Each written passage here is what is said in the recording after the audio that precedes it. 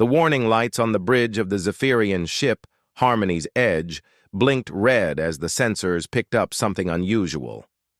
Captain HFY straightened his tall, thin frame and looked at the main screen with his large, dark eyes.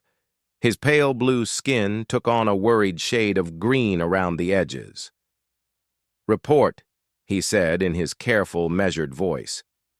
"Unknown vessel detected, Captain," said Officer Nixtal from her station.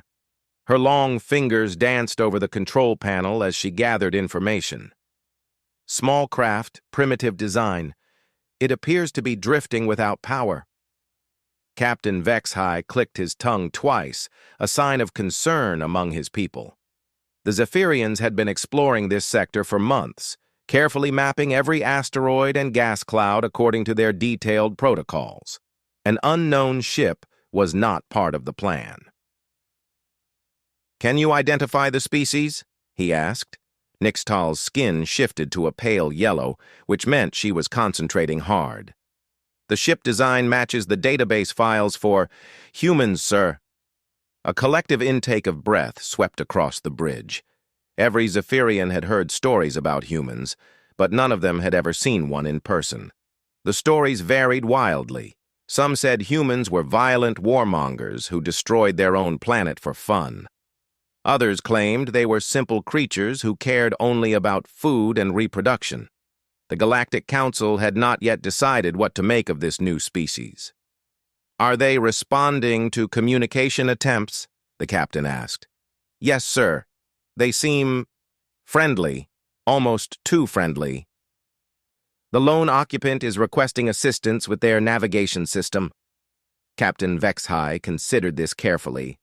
The Zephyrians were known throughout the galaxy for their cautious approach to everything. They had detailed protocols for every possible situation, written over thousands of years of careful civilization. First contact with an unknown species required the most careful protocol of all. "Bring them aboard," he decided. "Activate full diplomatic processing procedures. I want every item on that ship cataloged and analyzed. We need to understand what we're dealing with." The alien ship was small enough to fit in their cargo bay. As the Harmony's Edge pulled it inside with tractor beams, Captain HFY called his senior staff to the briefing room. The walls were covered with charts and regulations, all written in the precise Zephyrian script. "This is our first direct contact with a human," he told them. "Science Officer Ketra, I want a complete biological scan. Security Chief Zolmark, full security protocols are in effect. We follow procedure exactly. No exceptions." Ketra nodded, her silver hair catching the light. "What do we know about their psychology, Captain?" "Very little that we can trust," HFY admitted. "The reports from other species are contradictory. Some say they are dangerous, others say they are harmless. We will learn the truth through careful observation and proper procedure." Security Chief Zolmark was already checking his equipment. The Zephyrians carried non-lethal weapons that could stun most known species. "Should we consider them a threat?" "Sir?"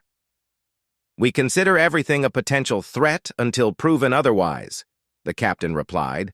"That's why we have protocols." 20 minutes later, they stood in the cargo bay as the human ship's door opened. The first thing that struck them was the smell. It wasn't unpleasant, just different. Like ozone and something they couldn't identify. Then the human emerged. She was smaller than they had expected. The database said humans averaged 1.7 meters in height, but this one was perhaps 1.6 meters. She had long, dark hair tied back and was wearing what appeared to be simple clothing in blue and white. Her skin was a warm brown color, and when she smiled, she showed her teeth. The Zephyrians had read that humans showing teeth was either a threat display or a greeting. The context suggested greeting, but they remained alert. "Hi there," the human said, her voice bright and cheerful. "I'm Sarah Chen. Thanks so much for stopping to help. My nav system went crazy about 6 hours ago, and I've been drifting ever since." Captain Vexhai stepped forward, following the formal first contact protocol. I am Captain Vexhai of the Zephyrian vessel, Harmony's Edge. You have entered our territorial space without permission. According to Galactic Regulation 47B, we are required to process you according to diplomatic protocols. Sarah looked around at the assembled aliens with interest rather than fear. This surprised them. Most species showed at least some nervousness when faced with unknown aliens. Diplomatic protocols? That sounds pretty serious. What does that involve? Standard security procedures, Security Chief Zolmark said stiffly. All possessions must be cataloged and analyzed for potential threats. All technology must be examined. Full biological and psychological evaluation must be conducted. Okay, Sarah said with a shrug. That seems fair. You guys don't know me from anyone, right? Better safe than sorry. She reached into her ship and pulled out a medium-sized bag made of some kind of dark material. Here's my stuff. It's not much, just what I need for traveling. The casual way she handed over her possessions puzzled the Zephyrians. In their experience, most species were protective of their personal items. They had detailed procedures for dealing with resistant subjects, but Sarah seemed almost amused by the whole situation. You guys take this stuff pretty seriously, huh? She said, looking around at their formal uniforms and carefully organized cargo bay. I guess when you're dealing with unknown aliens, you can't be too careful. Ketra exchanged glances with Zolmark. The human's attitude was unlike anything in their training manuals. She showed no fear, no aggression, no attempt to hide anything. Either humans were remarkably trusting, or they were very good at deception. The processing will take approximately 4 hours, Captain Vexhai informed her. You will be provided with suitable quarters and nutrition during this time. 4 hours to go through one bag? Sarah laughed, but it seemed friendly rather than mocking. You guys really are thorough. Well, I guess I could use a break anyway. I've been flying for 18 hours straight. As they escorted Sarah to guest quarters, the Zephyrian officers felt a growing sense of confusion. Every protocol they had for dealing with unknown species seemed inadequate for this cheerful, cooperative human. She didn't fit any of their threat assessment categories. Perhaps they thought the reports about humans being simple and harmless were correct after all. Science Officer Ketra spread a clean white cloth on the examination table in the ship's analysis lab. Security Chief Zolmark stood nearby with his scanning equipment ready. They had followed this same procedure hundreds of times with various species, but this was their first human.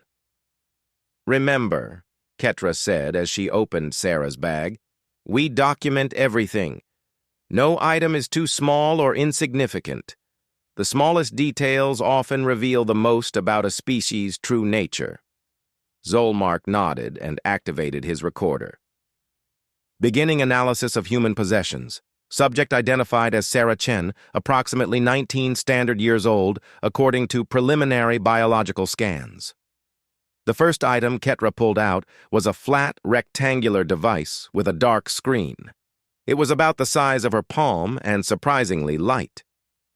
Unknown electronic device, she said, turning it over carefully. Primitive construction, single screen, no obvious external sensors. Careful, Zolmark warned. It could be a weapon. Ketra ran her scanner over the device. No energy weapons detected, no explosive materials. It appears to be an entertainment device. The internal structure suggests audio and visual playback capabilities. They set it aside and continued. Next came several small wrapped packages that their scanners identified as food. Ketra examined them closely. Nutrition bars, simple protein and carbohydrate combination, no artificial enhancement chemicals detected. Primitive nutrition technology, Zolmark noted in his report, suggests humans have not mastered efficient food synthesis. The next items were small bottles and tubes that puzzled them at first. Their chemical analysis revealed them to be cleaning agents, but not for equipment or weapons. They were designed for biological use. Personal hygiene products, Ketra realized. The humans must require frequent cleaning. Perhaps their biology is inefficient and produces excessive waste products. Zolmark's skin took on a slightly disgusted green tint. How often do you think they need to clean themselves? Based on the quantity of supplies, possibly daily, Ketra replied. Their homeworld must be quite contaminated if they require such frequent maintenance. They found more evidence of what they considered human simplicity. There were several pieces of fabric that appeared to be clothing, simple coverings in blue and other colors. The material was soft, but seemed to serve no protective function. Decorative fabric coverings, Zolmark recorded. No armor plating, no environmental protection, no integrated technology, purely aesthetic purpose. It confirms the reports about human vanity, Ketra agreed. They prioritize appearance over function. The most interesting discovery was a collection of books. Not electronic files, but actual physical books made of processed plant matter with symbols printed on them. Ketra handled them carefully, as if they were ancient artifacts. Physical information storage, she mused. How inefficient.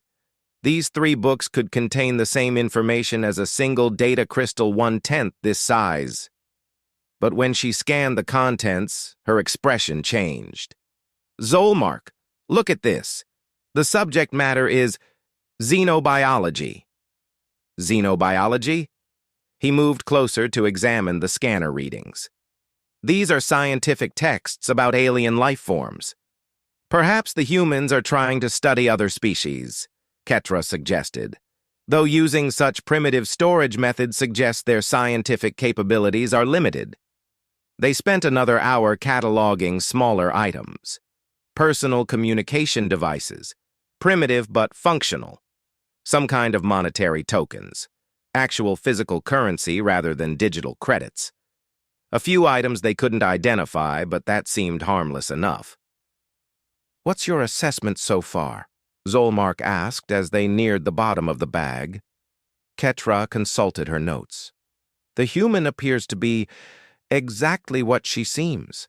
A young member of a relatively primitive species with simple needs and limited technology. The entertainment device, basic nutrition, hygiene supplies, decorative clothing, it all points to a culture focused on comfort and basic survival. The xenobiology books are curious, Zolmark admitted, but probably just academic curiosity. Many young beings study other species before choosing a career path. Agreed, and her cooperative attitude suggests humans are naturally peaceful. She showed no resistance to our security procedures, no attempt to conceal anything. Either humans are remarkably trusting, or they simply don't have anything dangerous to hide. They were interrupted by Captain Vex High entering the lab. What's your preliminary assessment? He asked. The subject appears to represent no significant threat, Captain, Ketra reported. Her possessions are consistent with a peaceful, somewhat primitive species focused on basic comfort rather than advanced technology or warfare. The entertainment priorities are notable, Zolmark added. Humans seem to value leisure and appearance over efficiency or protection. Their risk assessment capabilities appear limited. Captain Vex High examined some of the items they had cataloged. These fabric coverings are remarkably thin. How do they survive in hostile environments? Perhaps their homeworld is unusually safe, Ketra suggested. A species that develops such casual attitudes toward protection must come from a very stable environment. Or they simply haven't encountered real danger yet, the captain mused. The galaxy has many threats they may not be prepared for. Just then, the lab's communication system activated. It was Officer Nixtal from the bridge. Captain, the human is asking if she can speak with the analysis team. She says she wants to answer any questions about her possessions. The 3 Zephyrians exchanged glances. Most species preferred to let the analysis proceed without interference. The human's eagerness to help was either refreshing honesty or concerning naivety. Send her down, Captain Vexhai decided. Perhaps direct questioning will reveal more than material analysis. A few minutes later, Sarah entered the lab. She looked around at the carefully organized equipment and neatly arranged items from her bag. "Wow, you guys are really organized," she said with apparent admiration. "This is way more thorough than airport security back home." "Airport security?" Ketra asked. "Yeah, checking luggage for dangerous stuff before you get on aircraft. Though they're usually looking for weapons and explosives, not cataloging everything down to your toothbrush." Zolmark made a note. Humans had security procedures for their primitive aircraft. That showed some caution, at least. "We have some questions about your possessions," Captain Vexhai said formally. "Sure, ask away," Sarah replied, settling into a chair. "Though there's not much to explain, just basic travel stuff." "These fabric items," Ketra indicated the clothing. "They provide no protection against environmental hazards. How do humans survive in dangerous conditions?" Sarah looked at the clothes and grinned. "Oh, those are just my regular clothes. Jeans and t-shirts, casual wear. That's just what I wear for weekend activities back home." "Weekend activities?" Zolmark asked. "Yeah, fun stuff when you're not working or studying." The Zephyrians made more notes.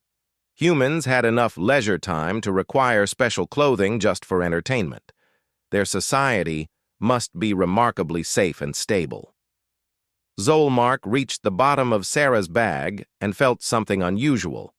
Instead of loose items, his fingers found what seemed to be a carefully wrapped package. It was heavier than expected and wrapped in some kind of protective material. "There's one more item," he announced, lifting it out carefully. The package was about the size of a small pillow, wrapped in silvery material that felt strange under his fingertips. "What is it?" Ketra asked, moving closer with her scanner ready. "I'm not sure," Zolmark replied. He looked at Sarah, who was watching with interest. "What is this item?" Sarah glanced at the wrapped bundle and her expression brightened. "Oh, that's just my wingsuit gear. I almost forgot I packed it." The Zephyrians exchanged confused glances. "Wingsuit gear?" Captain Vexhai repeated carefully. "Yeah, for wingsuit flying. I was planning to hit the thermal rifts on Kepler 442b after my research trip. I heard they have some amazing updrafts there." None of the aliens had any idea what Sarah was talking about, but they nodded as if they understood. Ketra began unwrapping the package with scientific curiosity. The first item to emerge was what looked like a suit made of dark material. It was form-fitting and made of fabric unlike anything they had seen before. When Ketra held it up, it seemed to shimmer slightly under the lab lights. "Interesting construction," she murmured, running her scanner over it. "The material is unusual." Zolmark frowned at his scanner readings. "The density is wrong. This isn't normal clothing material." "What do you mean?" Captain Vexhai asked. "It's showing resistance properties. Impact resistance, heat resistance, pressure resistance. But it's still flexible like fabric." Sarah watched them examine her suit with growing amusement. "It's just ripstop nylon with some reinforcement panels." "Nothing too fancy." Ketra pulled out the next item, a pair of boots, unlike anything in their database. They were lightweight, but clearly built for serious use. The soles had an unusual tread pattern that looked designed for gripping difficult surfaces. "These are not decorative footwear," Zolmark observed, scanning them carefully. "They show evidence of extreme temperature exposure." "Extreme temperature?" Captain Vexhai moved closer. "How extreme?" Zolmark checked his readings twice. "The material has been exposed to both very high and very low temperatures. Repeatedly. There are micro-stress patterns that suggest rapid temperature changes." "That's probably from the altitude changes," Sarah commented helpfully. "You know how it gets cold up high and warm down low." The aliens stared at her. "Up high?" Ketra asked weakly. "Yeah, when you're flying through different altitudes, temperature changes pretty fast. Next came a pair of thin gloves with textured fingertips. The scanner revealed them to be much more complex than they appeared. They contained sensors and what looked like small grip enhancement systems. Why would gloves need sensor arrays? Zolmark wondered aloud.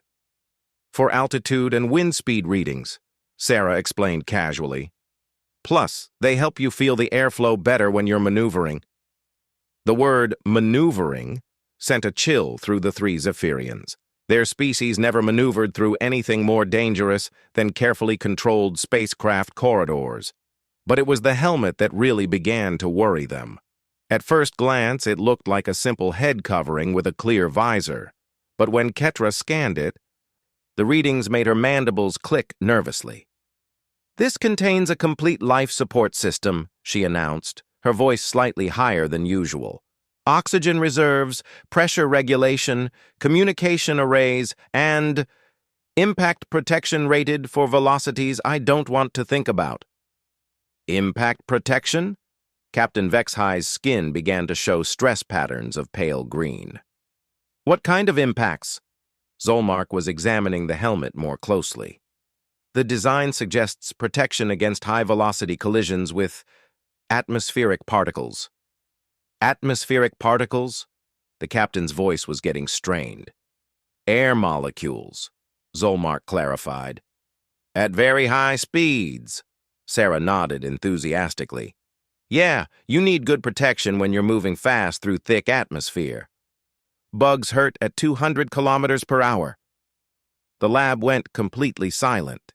Even the hum of the scanning equipment seemed to fade. 3 pairs of large alien eyes stared at the cheerful human girl. 200 kilometers per hour? Ketra whispered. "Well, that's cruising speed," Sarah said. "You can get faster in a good dive, but that's when it starts getting dangerous." Captain Vexhigh had to sit down. "Dangerous?" The final item in the package was a harness system with multiple straps and attachment points. It was clearly designed to secure someone inside the suit, but the engineering was complex beyond anything they expected from human technology. "This harness," Zolmark said slowly, "shows stress patterns consistent with repeated high-force impacts." "Yeah, landing can be pretty rough if you don't hit your target zone right," Sarah agreed. "That's why you need good gear." Ketra was running continuous scans now, and each reading made her more confused and concerned. "Sarah," she said carefully, "what exactly is wingsuit flying?" "Oh, it's awesome!" Sarah's face lit up with enthusiasm. "You jump off really high places and fly through the air using the suit. The fabric between your arms and legs gives you lift, so you can glide for long distances. It's like being a bird." "Jump off high places?" Captain Vexhigh asked faintly. "Yeah, mountains, cliffs, aircraft, space stations, anything high enough to give you good flight time. The higher the better, really." "Space stations?" Zolmark's voice was barely a whisper. "Sure. Though you have to be careful about orbital mechanics and atmospheric entry angles. Don't want to burn up on re-entry." The 3 Zephyrians looked at each other in growing horror. Their species had safety protocols for everything. They wore protective gear to walk down hallways. They had emergency procedures for sitting in chairs. The idea of voluntarily jumping from high places was beyond their comprehension. "But why?" Ketra asked, her scientific mind struggling to understand. "What is the purpose?" Sarah looked at them as if the answer should be obvious. "Because it's fun. There's nothing like flying through a mountain valley at 150 kilometers per hour, dodging rock formations. It's the ultimate rush." "Rush?" Captain Vexhigh repeated weakly. "You know, adrenaline high. The thrill of speed and danger. Makes you feel really alive." The word danger hung in the air like a toxic cloud. These aliens had spent their entire civilization avoiding danger. They had protocols to minimize the risk of paper cuts. And here was this cheerful human girl talking about seeking out danger for entertainment. The gear must be ceremonial, Zolmark said desperately, symbolic of some kind of cultural mythology. Oh no, Sarah laughed. I use this stuff all the time. Every weekend if the weather's good. I've logged over 200 jumps in the last 2 years. 200 jumps, Ketra repeated numbly. Yeah, I'm still pretty new to it. My instructor has over 5,000 jumps. He's been doing it for 20 years. The implications of what Sarah was saying began to sink in. This wasn't one crazy human. This was an entire culture that considered hurling themselves off cliffs to be normal recreational activity. Captain Vexahai's hands trembled as he activated the ship's main computer. Computer, search all databases for human recreational activity called wingsuit flying. The computer's calm voice filled the lab. Searching. Data found. Displaying comprehensive analysis of human wingsuit flying.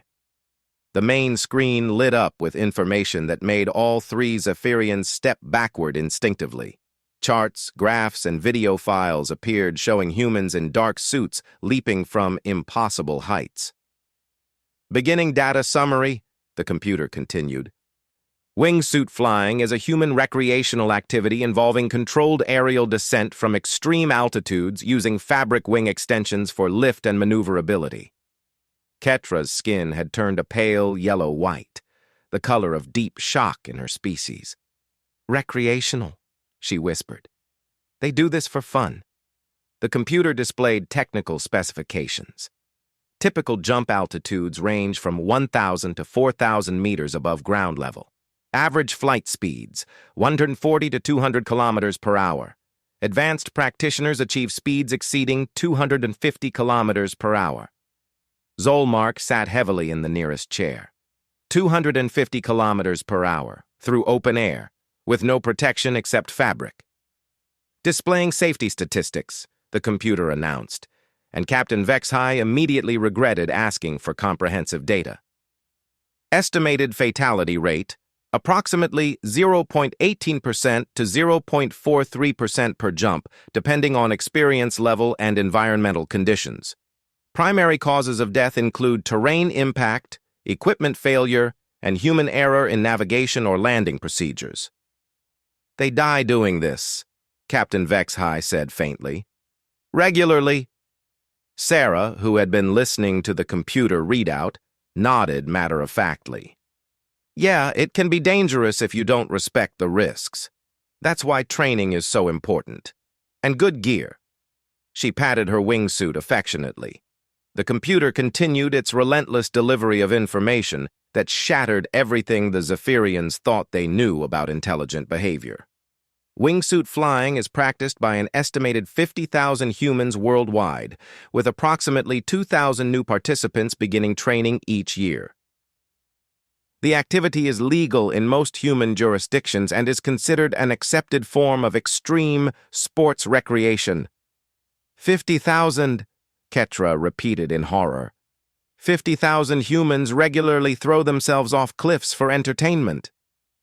Well, it's not just cliffs, Sarah corrected helpfully.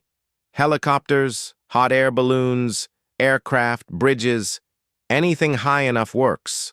Though cliffs and mountains are the most popular because you get the best scenery. The computer began displaying video files.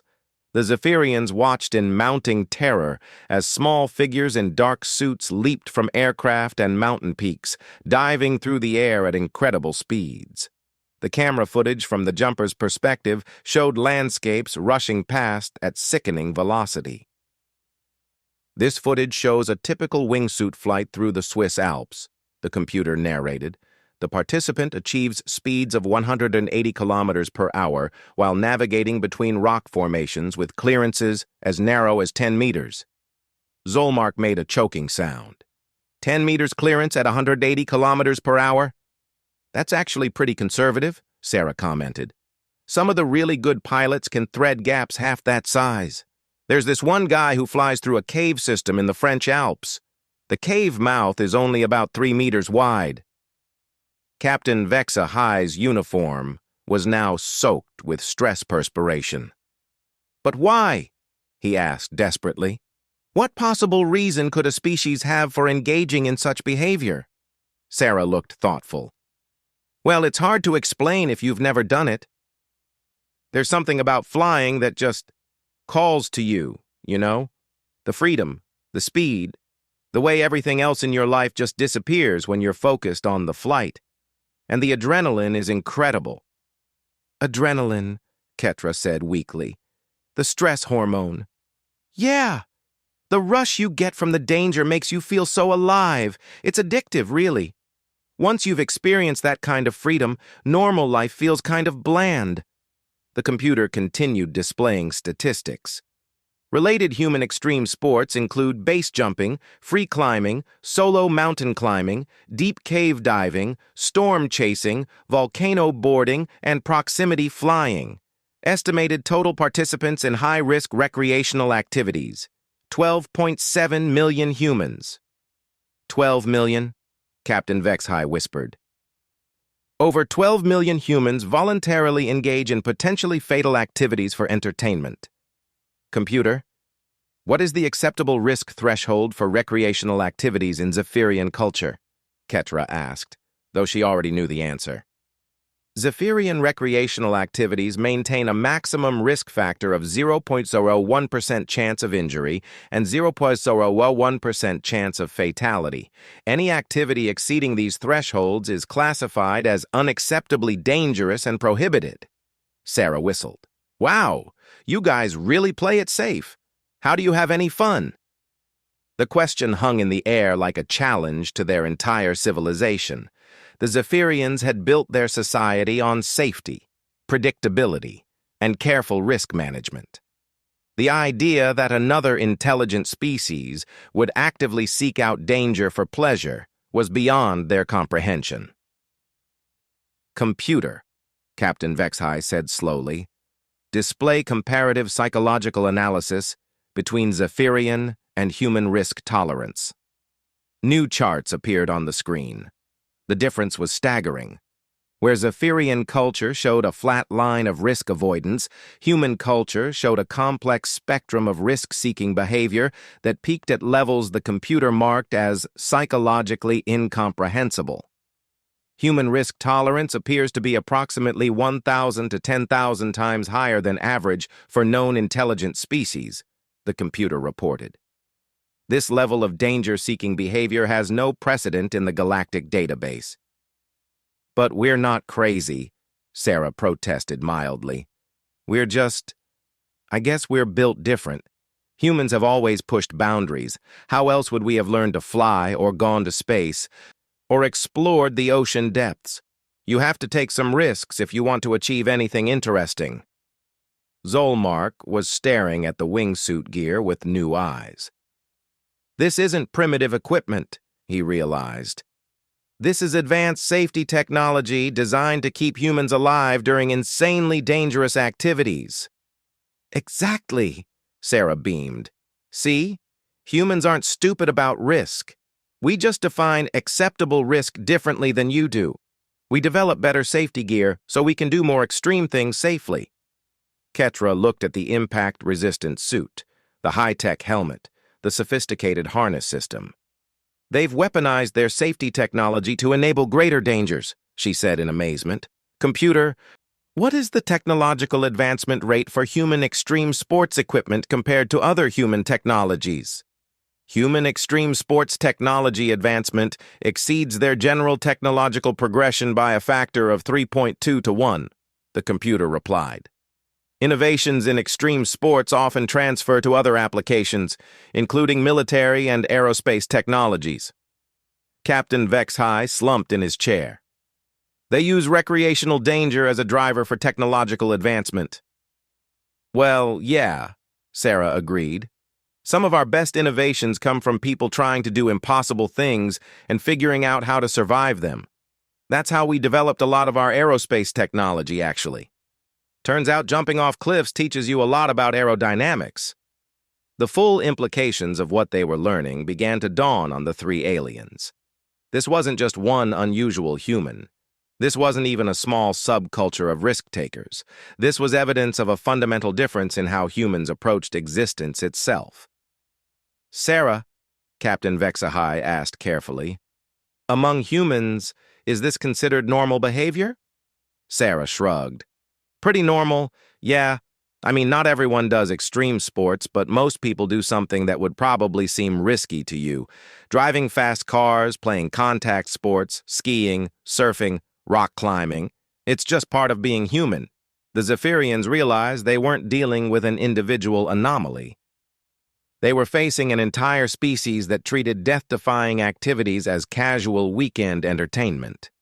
Captain Vexhai stood in the emergency briefing room with his senior staff, staring at a wall display that showed the complete reassessment of human capabilities. The numbers glowed red, the color his people used to mark extreme danger. Let me understand this correctly, he said slowly. We have been operating under the assumption that humans are a primitive, harmless species, but our analysis now shows that their teenagers engage in recreational activities that would kill most trained military personnel from other species. Science Officer Ketra nodded grimly. The implications are staggering, Captain. If this is what they do for fun, what are their warriors capable of? Computer, Captain Vexhai commanded.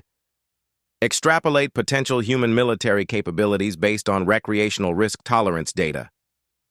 The computer processed for several long seconds, unusual for their advanced systems. Warning: extrapolation results exceed safe psychological parameters for Zephyrian crew. Display anyway? Display, the captain said firmly, though his skin had already begun showing stress patterns. Charts filled the screen showing estimated human combat capabilities. The projections were terrifying. If humans routinely trained their civilians to operate at speeds and in conditions that would cripple other species' elite forces, what would actual human soldiers be like? Their combat pilots probably treat aerial combat like an entertainment activity, Zolmark realized with horror. High-speed maneuvering through dangerous terrain while under fire would just be fun for them. Computer, search for human military records. Access restricted. However, available data suggests human military history involves extensive voluntary service in high-casualty conflicts. Human soldiers appear to maintain morale and effectiveness even under conditions that would cause complete psychological breakdown in most species. Communications Officer Nixtal entered the briefing room, her skin pale with urgency. Captain, we're receiving priority communications from the Galactic Council. 7 other species have reported contact with humans in the past month. They're all requesting immediate reassessment of human threat levels. What kind of encounters? Captain Vexhai asked. Varied, sir. The Crystalline Collective encountered a human rock climber who was ascending their sacred mountain using only his natural limbs. The Valdorians met a human surfer who was riding plasma waves in their solar storm system. The Tentacled Federation found humans scuba diving in their deepest ocean trenches, places their own people cannot survive even with protective equipment. Ketra was rapidly taking notes. Every contact reveals the same pattern. Humans engaging in activities that should be impossible for their biology. There's more, sir, Nixtal continued. The Aquatic Council reports that humans were swimming with sharks in their most dangerous predator preserves. The humans seemed to think the sharks were cute. Captain Vexhai had to sit down again. Cute. They find apex predators cute. And, sir, the shark encounter wasn't an accident. The humans traveled specifically to swim with the most dangerous predators they could find. They called it cage diving, though many chose not to use the protective cages. Zolmark was reviewing their earlier assessment reports. We classified them as harmless because they seemed cooperative and friendly. We interpreted their casual attitude as evidence of naivety. But it wasn't naivety, Ketra realized. It was confidence. They weren't afraid of us because... Why would they be? We're probably not even dangerous by human standards.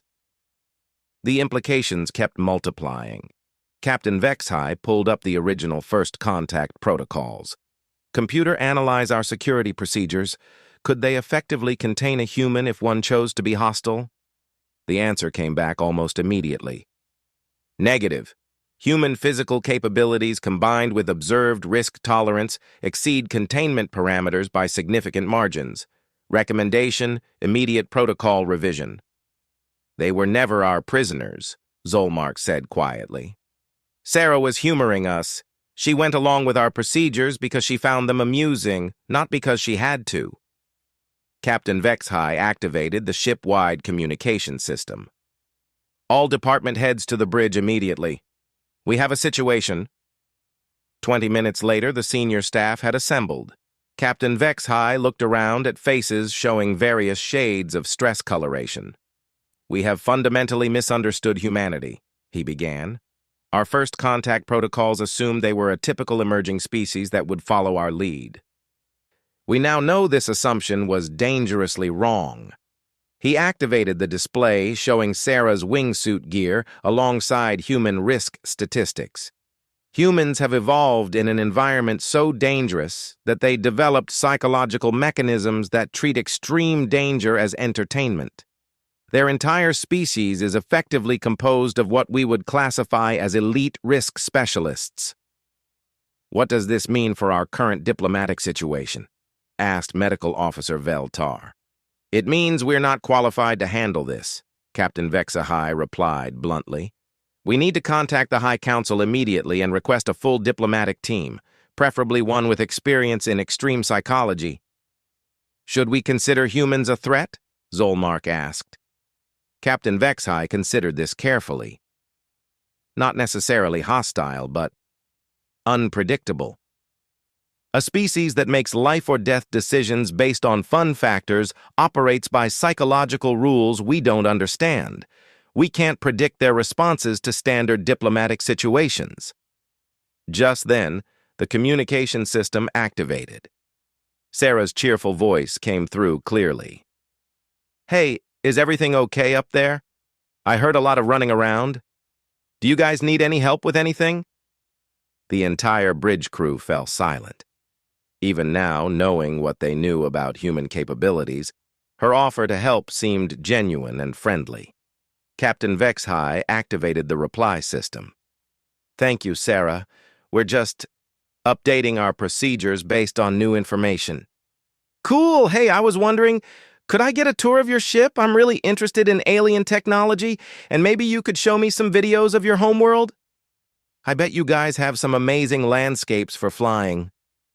The bridge crew exchanged alarmed glances. She wanted to scout their technology and survey their planet for potential wingsuit jumping locations. Perhaps when we reach a starbase? Captain Vexahai replied diplomatically. No problem. Oh, and I wanted to thank you guys again for the help with my nav system. You've been super friendly. Most humans I know would love to meet aliens like you. You seem really nice and safe. The word safe hung in the air like a challenge. To humans, apparently, safe was a compliment. To Zephyrians, it was their greatest aspiration. After ending the communication, Captain Vexhai turned to his crew. New standing orders. We treat Sarah Chen as we would treat a friendly but unpredictable force of nature.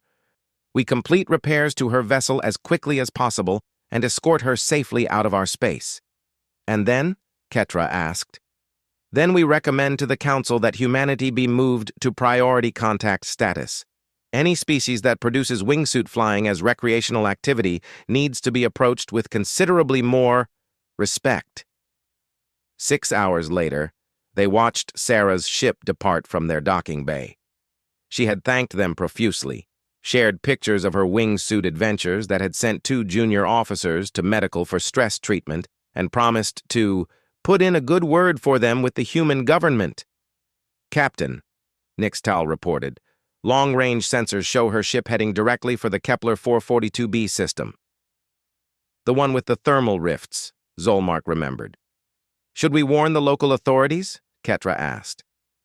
Captain Vexhai watched Sarah's ship disappear into hyperspace. Warn them of what? That a friendly human teenager is coming to fly through their most dangerous atmospheric phenomena for entertainment?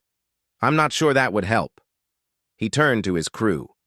Begin preparation of our report to the High Council. Priority classification, species reassessment, critical. And somebody start working on new first contact protocols, ones that account for beings who consider mortal danger to be a recreational opportunity. As the Harmony's Edge set course for home, Captain Vexhai couldn't shake the feeling that the galaxy had just become a much more interesting and unpredictable place. Sarah Chen, meanwhile, was already planning her next jump, completely unaware that she had single-handedly revolutionized galactic diplomatic protocols and caused an entire species to reevaluate their understanding of intelligent life.